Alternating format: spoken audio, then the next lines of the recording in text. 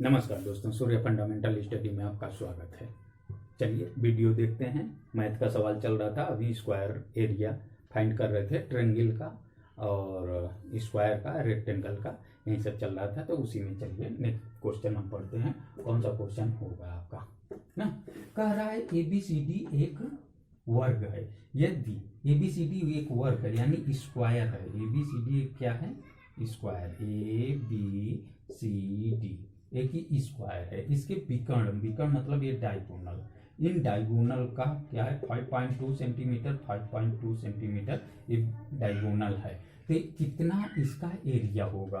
तो अगर किसी का एरिया निकालना है वर्ग का, स्क्वायर का, और उसका डायगोनल दिया गया है तो डायगोनल का स्क्वायर करके हम हाफ कर देते हैं। अब ये इसका स्क्वायर कर देंगे तो 5.2 इंटू 5.2 अपॉन 2 हो जाएगा ना। अब ये पॉइंट ना होता तो 52 नहीं कितना होता है? 2704। तो ये 5.2 इंटू 5.2 इंटू करेंगे तो ये हो जाएगा 27.24 अपॉन 2 से डिवाइड कर देंगे। 2 1 जा 2, 2 3 जा 6, 1 2 5 जा 10 और 2, इतना सेंटीमीटर आ जाएगा स्क्वायर। ये आपका एरिया आ गया। किसका एरिया आ गया?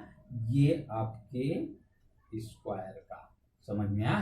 तो इस तरह से आपका ऑप्शन डी सही हुआ। क्वेश्चन ये एक रहा। अब क्वेश्चन 2 देखते हैं।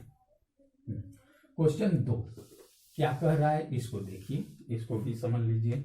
क्वेश्चन नंबर 2 क्या कर रहा है? किसी समबाहु त्रिभुज का क्षेत्रफल दिया गया है 16 करणी में 3 सेंटीमीटर स्क्वायर, तो इसकी क्या ऊंचाई क्या होगी? अब समबाहु त्रिभुज आप लोग जानते हैं इस तरह से होता है, यानी ये भुजा, ये भुजा, ये भुजा, आपका ए मान लीजिए क्या है? ए है ना। इसका क्षेत्रफल टोटल दिया गया है। तो एरिया ऑफ इक्विलेटरल ट्रायंगल ना, लेटरल ट्रायंगल इक्वल क्या होता है? रूट में 3/4 साइड का स्क्वायर। तो यहाँ पे ये एरिया ऑफ इक्विलेटरल ट्रायंगल का दे दिया है। साइड अगर ये है तो ये 16 रूट में 3 है ना। तो रूट में 3 इधर आएगा डिवाइड, यानी A square equal to 16 into 4 into root में 3 बटा रूट में 3।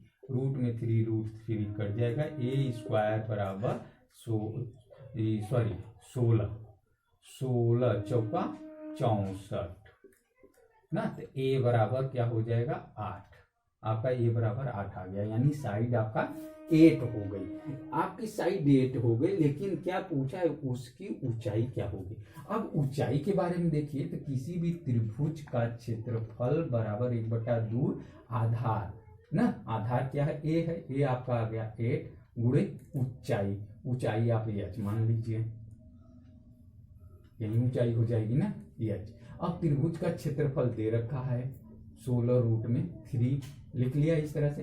तो एच इक्वल क्या हो जाएगा? ये इधर आ जाएगा 32 हो जाएगा रूट में 3 बटा 8। 8 चौका 32 ना। एच बराबर क्या हो गया? 4 रूट में 3 सेंटीमीटर। अगर ये सेंटीमीटर में है तो क्या है? 4 करणी में 3 सेंटीमीटर। तो 4 करणी में 3 सेंटीमीटर आपका ऑप्शन डी सही होगा। समझ में आ गया होगा क्वेश्चन। नेक्स्ट क्वेश्चन देखते हैं। नेक्स्ट क्वेश्चन क्या है? ए भुजा वाले समबाहु त्रिभुज के परिगत, यानी ए भुजा वाला समबाहु त्रिभुज इस तरह से, इसके परिगत मतलब बाहर साइड से एक ऐसे सर्किल बना है। ये ABC आपका क्या है? इक्विलेटरल ट्रायंगल है। इसके मतलब सेंटर से होता हुआ एक सर्किल बनता है। तो सर्किल का क्षेत्रफल क्या होगा ये निकालना है, ये ऑप्शन में दे रखा है।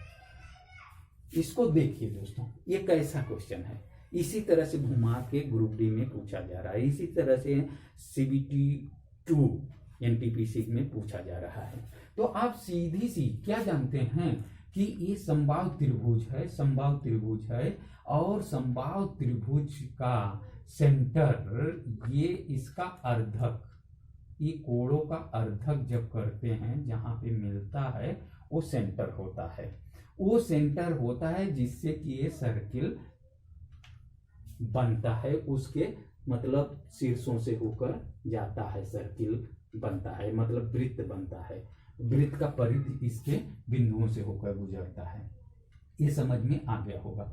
अब जब ये पूरा आप जानते होंगे ये पूरा समबाहु त्रिभुज है तो 60 डिग्री है पूरा, तो हाफ इतना कितना होगा, इतना आपका 30 डिग्री होगा, मालूम है। और यहाँ से ऐसे परपेंडिकुलर कर दीजिए, यहाँ से यहाँ तक पूरा आपका ए दिया गया है, ए भुजा वाला है, ये साइड वाला, तो इतना क्या हो जाएगा आपका a/2 हो जाएगा।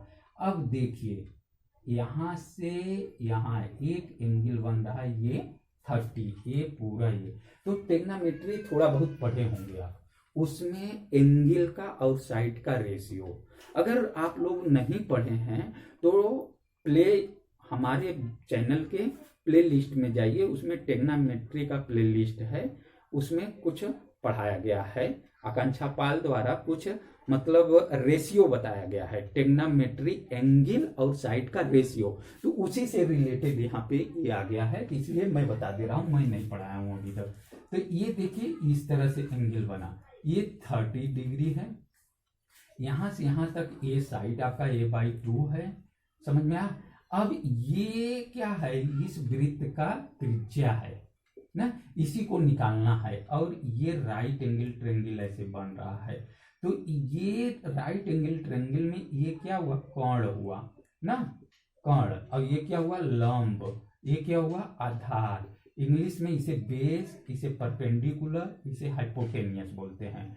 तो हाइपोटेनियस और इसका आधार और कर्ण का रिलेशन क्या होता है, जैसे ये 10-30 अंश हम लिख लें ना, तो यहाँ पे इसका आधार का और ये मतलब बेस का और हाइपोटेनियस का रिलेशन होता है कास, तो कास 30 अंश बराबर होगा a/2, और ये हाइपोटेनियस यानी r, ये आपका r दिया है, ये आप r मान लेंगे, सर्किल का है तो r ही लिखेंगे यहाँ पे, तो r हो गया, समझ में आ गया इतना। जब ये r हो गया और कास 30 अंश का मान आपको करड़ी में 3/2 होता है, और इक्वल a/2 /r हुआ, तो इसको अब क्रॉस मल्टीप्लाई कर देंगे तो r इक्वल क्या लिखेंगे, क्या हो जाएगा, ये इधर जाएगा, r इधर आ जाएगा, ये टोटल उधर जाएगा 2, यानी a/2 × 2/√3 हो जाएगा, 2 कट जाएगा, r की वैल्यू क्या आ जाएगी, a/√3 सेंटीमीटर या समथिंग जो दिया होगा भुजा ना, तो इतना आ गया, ये r की वैल्यू आ गई, r की वैल्यू आ गई। तो अब ये परिगत एक्सटीरियर जो सर्किल बना है इसका रेडियस अरे मालूम हो गया, रेडियस मालूम हो गया, तो इसका हम क्या निकाल लेंगे, एरिया निकाल लेंगे। अब सर्किल के एरिया क्या होता है, πr² फार्मूला होता है, ये क्षेत्रफल वृत्त का क्या होता है, πr², तो पाई ऐसे, r की वैल्यू आपका क्या आ गया, a/√3, तो a/√3 का स्क्वायर, अब ये पाई a² हो जाएगा, रूट ये हट जाएगा ना, ये रूट हट जाएगा, ये आ गया, यानी यही एरिया इस परिगत वृत्त यानी एक्सटर्नल वृत्त की एरिया πa²/3 आ गया। दोस्तों समझ में आ गया होगा ये क्वेश्चन, ऑप्शन में आपका कौन सा होगा, ये πa²/3, यही आपका डी सही होगा। समझ में आया क्वेश्चन समझ में आया, तो नेक्स्ट क्वेश्चन चलते हैं। नेक्स्ट क्वेश्चन देखते हैं क्या कह रहा है, 14 मीटर व्यास के अर्धवृत्त का क्षेत्रफल कितना होगा। अर्धवृत्त पूछा है तो आप वृत्त जानते हैं, इसका व्यास दे रखा है यहाँ से यहाँ तक पूरा 14 सेंटीमीटर या 14 मीटर दे रखा है, तो ये कितना हो जाएगा, यहाँ से यहाँ तक सेंटर तक 7 मीटर। अब 7 मीटर का ये अर्ध व्यास, बस इतना ही पूछा है, ये यहाँ से यहाँ तक, इसका क्षेत्रफल कितना होगा। तो इसका क्षेत्रफल यहाँ से ऐसे चलेगा, ये जो होगा यही होगा, तो इसका क्षेत्रफल कैसे निकालेंगे, पूरा वृत्त का क्षेत्रफल निकाल के आधा कर दीजिए, आ जाएगा। अब रेडियस मालूम हो गई, त्रिज्या मालूम हो गई, तो वृत्त का क्षेत्रफल पाई आर स्क्वायर होता है ना। तो पाई की वैल्यू 22/7, आर की वैल्यू कितना आ गया 7, 7 का स्क्वायर। अब ये 22/7 इंटू 7 इंटू 7, 7 7 से कट गया, 7 का इसमें गुणा कर देंगे, 7 दूनी 14 कहीं 4, 7 दूनी 14 1 15, इतना जो है मीटर स्क्वायर पूरा वृत्त का क्षेत्रफल है। लेकिन इसका आधा पूछा है तो इसका आधा कर देंगे, तो ये 2 7 14, 2 7 14 मीटर स्क्वायर, यानी 77। आपका ऑप्शन बी हुआ सही। समझ में आ गया। 77 अर्धवृत्त का क्षेत्रफल यानी हाफ सर्किल का क्षेत्रफल कितना होगा, 77 मीटर स्क्वायर। अब हम नेक्स्ट क्वेश्चन की तरफ चलते हैं। अब इस वीडियो का लास्ट क्वेश्चन 5वां, फिर आगे हम वीडियो देखेंगे। एक क्वेश्चन देखिए कितना इंटरेस्टेड है। क्या है, एक समबाहु त्रिभुज, भुजाओं को समबाहु त्रिभुज आप लोग जानते हैं, इस तरह से समबाहु त्रिभुज यानी ए भुजा ए भुजा ए भुजा सब बराबर हो, उसे समबाहु त्रिभुज यानी इक्विलेटरल ट्रायंगल कहते हैं। इक्विलेटरल ट्रायंगल के साइड को दुगना कर दिया जाए, क्या, भुजाओं को, यानी इसको बढ़ा के इतना, इसको इतना, इसको इतना कर दिया जाए, तो उनका क्षेत्रफल परिवर्तन तो होगा ही। कितना होगा, क्या 4 गुना होगा, 2 गुना होगा, कि 150% बढ़ जाएगा, कि 200% बढ़ जाएगा। देखने से अगर पढ़ते हैं आप तो तुरंत आप बता देंगे कि इतना हो जाएगा। कितना हो जाएगा, 4 गुना बढ़ जाएगा। हम तो देख के पढ़ के बता दिए। फिलहाल आप वीडियो रोक के क्वेश्चन करके तब बताइए, और नहीं तो चलिए करता हूं, देख लीजिए कैसे 4 गुना होता है। देखिए, समबाहु त्रिभुज का क्षेत्रफल, समबाहु त्रिभुज का क्षेत्रफल बराबर, फार्मूला क्या होता है, करणी में 3/4 भुजा का स्क्वायर, भुजा ए मान लिया तो ए स्क्वायर, ये तो हुआ इसका क्षेत्रफल। अब जब साइड बढ़ाएंगे, ए की जगह क्या हो जाएगा 2, यानी 2a, इसको भी 2a, इसको भी 2a, यानी इस फार्मूला में यहाँ 2a रख दीजिए। जब भुजा यानी साइड क्या हो जाएगा, ए की जगह क्या हो जाएगा 2a हो जाएगा, इतना हो जाएगा 2a, ए की जगह 2a हो जाएगा, तब क्षेत्रफल क्या होगा, वही फार्मूला, रूट में 3/4 ए स्क्वायर ना, ए क्या हो जाएगा 2a इतने का स्क्वायर, यानी रूट में 3/4, ए तो इसी तरह ए का स्क्वायर 2 दूना 4 ए स्क्वायर, ये हो जाएगा, ये 4 4 कट गया, यानी रूट में 3a स्क्वायर, ये हो गया, ये आ गया। ये इस क्षेत्रफल का ये कितना गुना है, देखिए इस 4 से भाग है, ये 4 से भाग होता तब जाके बराबर होता, तो ये 4 गुना है किसका, इसका 4 गुना ये है ना, तो यानी 4 गुना होगा। समझ में आ गया होगा क्वेश्चन। दोस्तों समझ में आ गया तो वीडियो को लाइक करिए, अपने दोस्तों में शेयर करिए और सब्सक्राइब कर लीजिए अगर नए व्यूअर हैं। तब तक के लिए नमस्कार, धन्यवाद।